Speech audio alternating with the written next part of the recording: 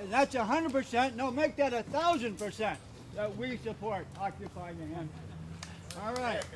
Now, the veterans among us know that when we enlisted, we swore and affirmed an oath that we would support and defend the Constitution of the United States against all enemies, foreign and domestic. Now, the two greatest enemies we believe that we confront today are the Congress of the United States, our government, and the 1%, the corporations that have taken control of our country. All right. Now, there was a justice on the Supreme Court. His name was Louis Brandeis. Perhaps you've heard of him. He once said, "We can either have democracy in this country, or we can have wealth concentrated in the hands of a few. But we can't have both."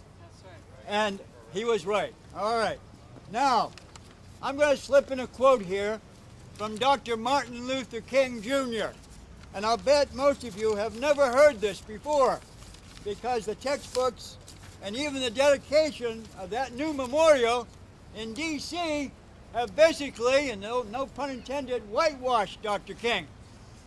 But here's what he said in 1967, in May, after he gave his, I think, most magnificent and powerful speech called Beyond Vietnam, A Time to Break Silence, on April 4th, 1967, where exactly 1 year later he would be killed for speaking truth to power. And you know, we're here to continue his movement in a sense, because he was organizing, as you know, the Poor People's Campaign. And that was going to be a tent city in Washington, D.C. on the Mall, and they were going to challenge the power structure and the war that was going on, the Vietnam War. And his demands, their demands, are the same as ours. We want our war dollars brought home. We want job training. We want jobs created. We want health care. We want affordable housing. We want all of these needs addressed by our Congress. Now, here's what he said when he spoke before the Southern Christian Leadership Conference in May of 1967. Quote, "We have moved from the era of civil rights to the era of human rights." And by the way, workers' rights are human rights. Agreed, right, Ken? "Where we are called upon to raise certain basic questions about our society. We have been in a reform movement, but after Selma and the Voting Rights Bill, we moved into a new era, which must be the era of revolution. Of revolution. You don't hear that about Dr. King very often. You hear it about Malcolm X, but not Dr. King. We must recognize that we can't solve our problem now until there is a radical redistribution of economic and political power." Here, here. Yeah.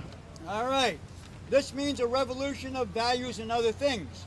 We must see now that the evils of racism, economic exploitation, and militarism are all tied together. You can't really get rid of one without getting rid of the others. Okay. The whole structure of American life must be changed. America is a hypocritical nation, and we must put our own house in order. Dr. Martin Luther King Jr., May of 1967. And he understood that Wall Street equals War Street. He understood that Eisenhower, and I've got my button here, Ike was right about the power, the growing power and influence of the military, industrial, congressional, media, University prison complex. It's exploded. Okay. I would say at this point, I better stop and give Will a chance here, but we have to end corporate personhood. We have to have term limits. We have to have campaign finance reform. We have to reverse that Citizens United that says that corporations can give money to support or attack candidates. We've got to do it. And so I urge all of you to wage peace non-violently. We can win this. We are going to win this. And now, thank you.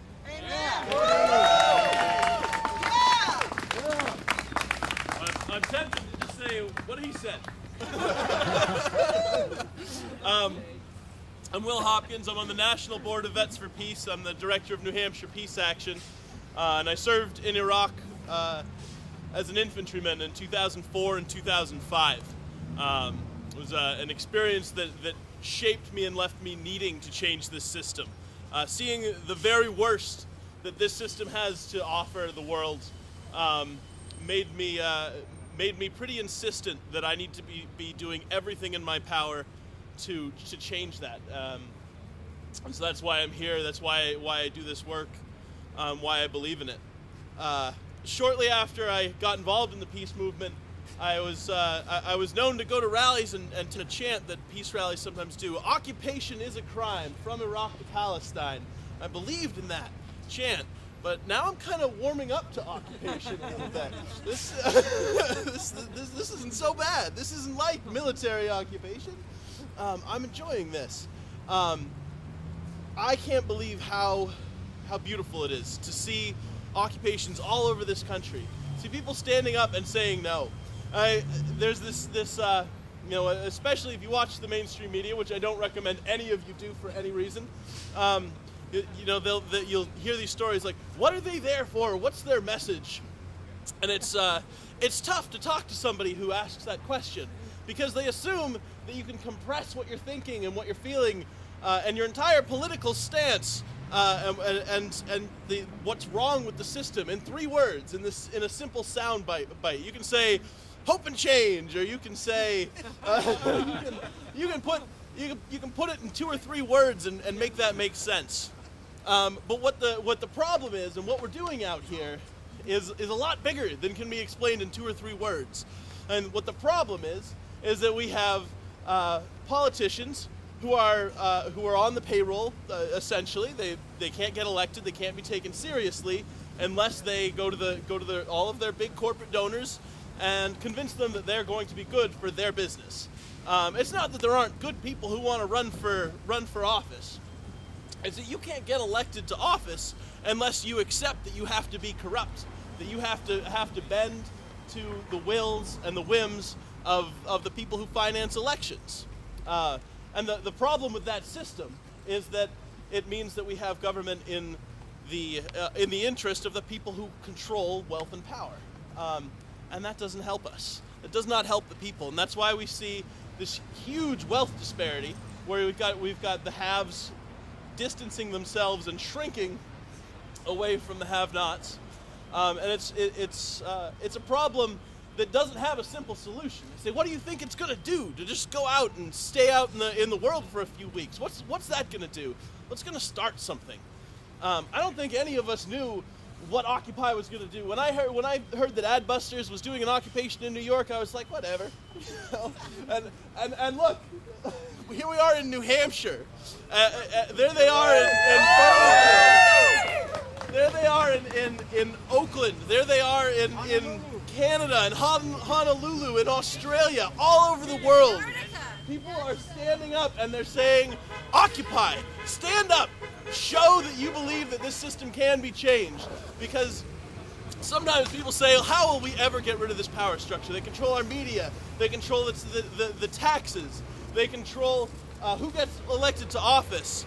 And somebody asked that question and somebody else said, dude, they're just like flies on the back of a water buffalo.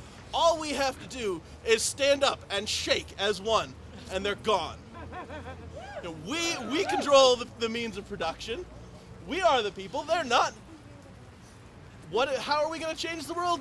beats me, but it's working. So, thank you all for being here.